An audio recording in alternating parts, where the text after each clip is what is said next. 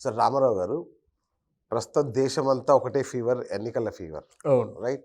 So, వాద ప్రతివాదాలు, సవాళ్ళు, ప్రతి సవాళ్ళు జోరుగా నడుస్తున్న పరిస్థితి. అవును. ఈ నేపథ్యంలో నన్ను బాగా ఆకర్షించింది ఏంటంటే, హరీష్ రావు వర్సెస్ రేవంత్ రెడ్డి. అవును. హరీష్ రావు గారు సవాల్ విసిరారు. "నువ్వు గనుక రుణమాఫీ చేయగలిగితే హ్మ్.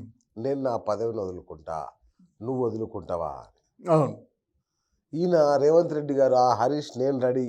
నువ్వు హ్మ్. వదులుకుంటావా అని. హ్మ్. కానీ అవును. తీరా హరీష్ రావు గారు వచ్చి ఎక్కడైతే ఆ అమరవీరుల స్తూపం దగ్గర రాజీనామా పెట్టాడో అవును. అక్కడ మళ్ళీ వదిలేశాడు రేవంత్ రెడ్డి. అవును. వెంటనే కోమటిరెడ్డి లాంటి వాళ్ళతో స్టేట్మెంట్లు ఇప్పియడం. అవునవును. సో ఇట్లా ఇది రెండోసారి జరగడం. అవును. ఏంటి సార్ అంటే దీనివల్ల ఆయన ప్రతిష్ట దెబ్బతినదా? రేవంత్ రెడ్డి ప్రతిష్ట? దెబ్బ తిన్నదండి ఆ! ఆల్రెడీ. దెబ్బ తిన్నది. ప్రతిష్ఠ దెబ్బతినడం ఏంటి? ఆయన హామీల్ని అమలు చేసే శక్తి లేనందువల్లే వెనక్కి తిరిగిపోయాడు. ఓకే. ఎవరి చేత్తో సమాధానం ఇప్పించాడు? మరెందుకు చెప్పాడు నేను దేవుడి మీద ఒట్టేస్తున్నా, ఆ దేవుడి మీద ఒట్టేస్తున్నా, నేను రుణమాఫీ చేసి తీరుతా ఆగస్టులోపు అని? మరి అలాంటి ఒట్లు ఇయన్నీ ఇవే కదండీ ఆయన్ని గెలిపించాయి. లేకపోతే ఏం గెలిపించాయి చెప్పండి? ఆ! ఏ సమయానికి ఎక్కడ ఏ మాట ఎప్పటికి ఏది ప్రస్తుతం అప్పటికా మాట్లాడాలి. అప్పటికదే ఆ మాట మాట్లాడి తప్పించుకొని తిరిగి ధన్యుడు అనుకుంటాడు. ఆ! తప్పించుకోలేడండి. ఓకే. తప్పించుకోలేడు. ఆ! జనం దృష్టిలో అప్పుడే ఆయన తాలూకు ఆయన ఆ క్యారెక్టర్ ఏమిటో, ఆయన మాట తీరు ఏమిటో, ఎంతవరకు వెళ్తాడో తెలిసిపోయింది. ఓకే. హరీష్ రావు డెఫినెట్‌గా మళ్ళీ ఒకసారి వేలెత్తి చూపించి ఎక్కడ నీ రాజీనామా అడిగే పరిస్థితి వస్తుందని ఘంటాబద్ధంగా చెప్తా. ఆ! అడుగుతూ అది అంటే అమలు కానిటువంటి అది హామీ మాట. ఆ! డెఫినెట్‌గా అమలు కాదు. అమలైతే ఎన్ని ఎన్ని వేల కోట్లు దీన్ని తీసుకొచ్చి పెడతారు. ఎక్కడి నుంచి ఉంది సంపద?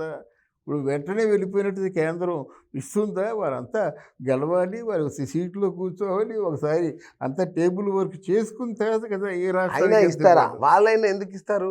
అదే ఇప్పుడు అదే కాదు సార్ అది ఇప్పుడు ఇది ఇదొక పార్టీ, అదొక పార్టీ. ఒక రకంగా చెప్పుకోవాలంటే. అవును. ఒకవేళ నిజంగా కాంగ్రెస్ గెలిచినా అవును. రాష్ట్రాల వాటా ఇస్తుందేమో, ఇంకాస్త ఏమన్నా అంతే. ఇస్తుందేమో గానీ, అవును. ఇన్ని వేల కోట్లు రుణమాఫీ చేయదగ్గర వేల కోట్లు ఇచ్చే అవకాశం లేదు. మరి ప్రాక్టికల్‌గా ఆలోచించారు కాబట్టి హరీష్ రావు గారు సవాలు విసిరారండి. మీ ప్రాక్టికల్‌గా అమలు కాదది. సార్ ₹1,00,000 రుణమాఫీయే కేసీఆర్ గారే హ్మ్. అంత డిసిప్లిన్‌గా నడిపినా అవును. ఒకేసారి ఇవ్వలేకపోయాడు. అవును. అందుకే రైతులు ఆయన మీద కొంచెం ఆగ్రహం చూపించారు చివర్లో. మేము హ్మ్. పూర్తి రుణమాఫీ చేయలేదు అని. అవును. అలాంటిది ఈయన ఎలా చేస్తారండి అంత రుణమాఫీ? ఈయన ఏమనుకుంటున్నాడంటే ప్రజలు వెర్రోళ్ళు అనుకుంటున్నాడండి. ఓకే. ఎక్కడో మన తమ పొరుగుర్లు ఉన్నాయి చూసారా? అమాయకులు లాంటి వాళ్ళకి ఎవరికో ఒక 100 మందికి ఇచ్చారనుకోండి. అందరికి ఇచ్చేసినట్టు అవుతాయా? ఆ! అదే చేస్తారు తప్ప జంతర్ మంతర్ మాయాజాలం తప్ప రైతులందరికీ ఇవ్వమని చెప్పండి సంపద ఎక్కడుంది? ఆ! డెఫిసిట్ ఉంది కదా! అంత లేదు ఇప్పుడు యాక్చువల్‌గాన. దేని పడితే దానికి ఖర్చు పెట్టేస్తుంటే ప్రజల కోసం ఏం ఖర్చు పెడతారండి వాళ్ళు. ఆ! తర్వాత ఏదో వాళ్ళకి కేంద్రంలో ఉన్న కాంగ్రెస్ పార్టీకి వీళ్ళకి అండర్‌స్టాండింగ్స్ ఉంటాయి. ఓకే. అండర్‌స్టాండింగ్ అంటే అందరికీ తెలుసు. మరి ఆ అండర్‌స్టాండింగ్స్ అన్నీ మేనేజ్ చేయాలంటే ఇంక డబ్బు ఎక్కడి నుంచి మరి కొత్తగా రావాలి, సంపద సృష్టించాలి, అప్పుడు ప్లాన్ చేసుకోవాలి. ఆ! ఏమీ లేకుండా వీళ్ళు ప్లాన్ చేయడం ఏంటండి? హామీలు ఇవ్వడం ఏంటండి? ఆ! ఏదో మాట వరుస మళ్ళీ అన్నాడన్నమాట.